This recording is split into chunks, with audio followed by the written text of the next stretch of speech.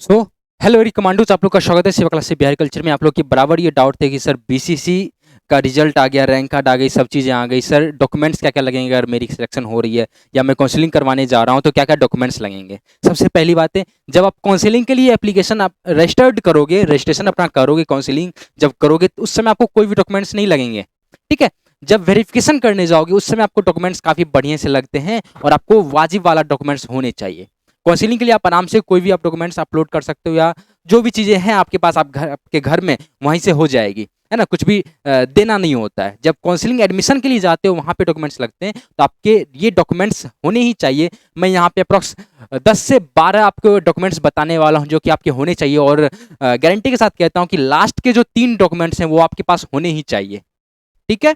तो बीच बीच में आपको मैं प्रॉपर ढंग से डॉक्यूमेंट्स आपको बताऊंगा, पूरी लिस्ट बताऊंगा आपको, शुरू एक से लेकर लास्ट तक के। आपके इसके अलावा कोई भी डॉक्यूमेंट्स, इसके अलावा कोई डॉक्यूमेंट्स आपको लगने वाले नहीं है। तो इस वीडियो को शुरू से लेकर अंत तक को देखना है और अपने दोस्तों के पास शेयर करना है। वीडियो को लाइक नहीं की, वीडियो को लाइक कर दीजिए और सब्सक्राइब तो जरूर कर लीजिए, क्योंकि आपके रिगार्डिंग बराबर एग्रीकल्चर के रिगार्डिंग आपको कॉन्सेप्ट और आपके कंटेंट आते रहेंगे। तो इसके लिए चैनल को सब्सक्राइब जरूर कर लीजिएगा, अपने दोस्तों के पास शेयर जरूर कर दीजिएगा। सबसे पहले डॉक्यूमेंट्स की बात कर लेते हैं। तो आपके सामने है जो आपके बीसीसी के, जो आपके बीसीसी बोर्ड के एप्लीकेशन जो आपके आते हैं, मैं हर एक को एक्सप्लेन भी करते हुए चलूंगा। ठीक है। तो बीसीसी बोर्ड का जो एप्लीकेशन हार्ड कॉपी जब आता है, जब आपने एप्लीकेशन फॉर्म फिलअप किया गया होगा तो आपके हार्ड कॉपी आए होंगे, तो वो आपके हार्ड कॉपी होने चाहिए। जितने आपके 5 to 6 पेजेज होंगे वहां पे, तो वो होने चाहिए। ठीक है।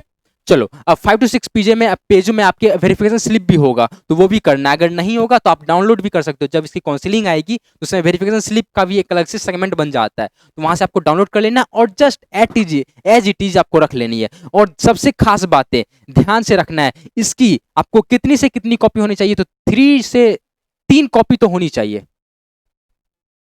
2 से 3 कॉपी आपके होने चाहिए।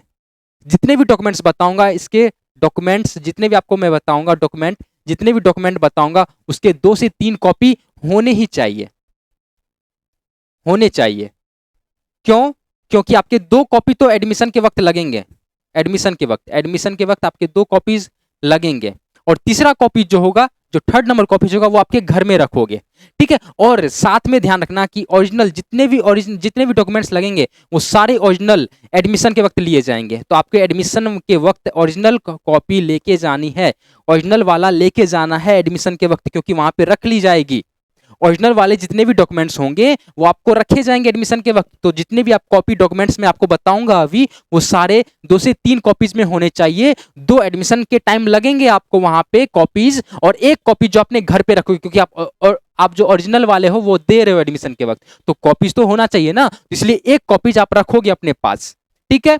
और 2 कॉपीज वहां लगेंगी और ओरिजिनल भी वहां लगेंगी, तो आपको 3 कॉपीज करवा के रखनी है। 3 to 4 आप करवा लेना, कोई दिक्कत नहीं है। ठीक है। आपका ही डॉक्यूमेंट्स अपने पास ही रहेगा। अब कौन सा डॉक्यूमेंट लगेगा, तो वेरिफिकेशन स्लिप आपको बता दिए। चॉइस स्लिप ये होता है जब आप काउंसलिंग के समय काम आएगी। ये आपके पास अभी नहीं है, ये जब काउंसलिंग करवाओगे तब आपके पास होंगे।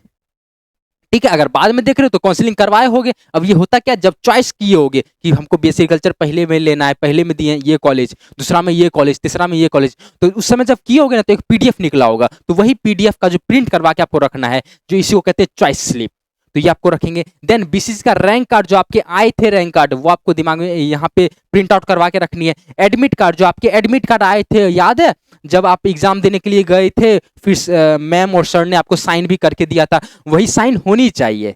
आप लोग तो फाड़ के फेंके होगे या जुगा के रखोगे, तो जुगा के रखना चाहिए, क्योंकि ये चेक करेगा कि साइन है या नहीं है वहां पे। ठीक है। तो ये एडमिट कार्ड लगेगी। आधार कार्ड आपके फोटोकॉपी होने चाहिए वहां पे। Seat allotment order by BCC, अब ये आफ्टर काउंसलिंग, जब आपके सीट अलॉटमेंट हो रहे होंगे उस समय आपको क्या देगा कि हाँ ये कॉलेज मिला है, ये कॉलेज आपको अलॉट हुआ है, तो वो वाला सीट अलॉटमेंट ऑर्डर जो बीसीसी के द्वारा आपके पास रिलीज होंगे, है ना, तो आपके नाम पे तो ये वाला होना चाहिए। इसके बाद आपके पास 10th एडमिट कार्ड होने चाहिए, मार्कशीट होने चाहिए, सर्टिफिकेट होने चाहिए। सर्टिफिकेट में ऑल जितने आपके डॉक्यूमेंट्स मिले हैं स्कूल के द्वारा, वो सारे डॉक्यूमेंट्स होने चाहिए आपके पास। ठीक है। 10वां का मार्कशीट बोल लो, एडमिट कार्ड बोल लो, जो प्रोविजनल होता है, माइग्रेशन होता है, कैरेक्टर है, सब लेके जाओ। ठीक है। सब लेके जाना है वहां पे, क्योंकि बाद में बताऊंगा, मैं आपको बोला ना, 3 लास्ट के 3 आपके डॉक्यूमेंट्स काफी जरूरी होते हैं, क्योंकि बच्चे वहीं पे गलती करते हैं। तो ये ध्यान रखना है। फिर 12th का एडमिट कार्ड, मार्कशीट और सर्टिफिकेट, ये भी आपके लिए इंपॉर्टेंट है। ये आपके जितने भी 12th में मिले सारे लेके जाओ। फोटोग्राफ्स 5 से 10 नंबर का होना चाहिए, वन ऑफ द स्टार लगा लो, बच्चे यहाँ पे मिस्टेक करते हैं, ये दिमाग में बैठा के रखनी है। 5 से 10 नंबर में होने चाहिए, मिनिमम 5 लगेगा, 5 वहां पे मांगा जाएगा, लेकिन 10 तक रख लो अपने पास। और वही सेम जो आपके एप्लीकेशन में है सेम होने चाहिए एज एप्लीकेशन, आपने एप्लीकेशन में जो रखा है वही होनी चाहिए, ये दिमाग में बैठा के रखनी है। Okay, then caste certificate mandatory है, क्योंकि जनरल वालों का भी नहीं, बच्चे नहीं लेके जाते हैं जनरल वाले बच्चे, तो उनके लिए क्या करना है, वहां पे जनरल का भी मांग लिया जाता है, तो जनरल का भी अपने पास रख लेना है। बाकी ईडब्ल्यूएस वाले बच्चे हो वो लेके जाओ, एसटी वाले हो तो वो लेके जाओ, और ओबीसी एनसीएल वाले हो या ओबीसी वाले बच्चे हो, एनसीएल नहीं मांगा जाता, क्योंकि कुछ बच्चे का होता है कि सर मेरे पास इंडिया लेवल वाला है, सेंट्रल वाला है, तो बिहार वाला बनाएंगे क्या, नहीं बनाएंगे, कोनो दिक्कत नहीं। अगर आपके पास दुन्नू है तो बहुत बढ़िया बात है, अगर दुन्नू में से कोनो एगो है यानी इंडिया वाला है तो कोई दिक्कत नहीं है ना। अगर बिहार वाला है तो बहुत बढ़िया बात है, क्योंकि उसमें बिहार का है तो कोई एनसीएल नॉन क्रीमी लेयर वाला नहीं मांग रहा है वहां पे। बस नॉर्मली आप आपके कास्ट कौन सा है वो है, आप चाहे इंडिया से बना रखे हो सेंट्रल गवर्नमेंट वाला या आप बिहार गवर्नमेंट वाला, कोई दिक्कत नहीं है, दुन्नू चलेगा। ठीक है, चलो अब सीएलसी और टीसी। अब बच्चे एसएलसी में कंफ्यूज होते हैं, सीएलसी में कंफ्यूज होते हैं, टीसी में कंफ्यूज होते हैं, सब मिला के एक ही है। एसएलसी का मतलब होता है स्कूल लिविंग सर्टिफिकेट, सीएलसी का मतलब होता है कॉलेज लिविंग सर्टिफिकेट, टीसी का मतलब ट्रांसफर सर्टिफिकेट, सब एक ही है। ठीक है, तो आपके जो भी होने चाहिए वो होने चाहिए यहाँ पे, और ओरिजिनल लिया जाता है, आपको पता ही है ये बातें। माइग्रेशन सर्टिफिकेट, आपको माइग्रेशन सर्टिफिकेट लगेंगे, और ये 12th वाले होने चाहिए, यानी आपके हाईएस्ट क्वालिफिकेशन।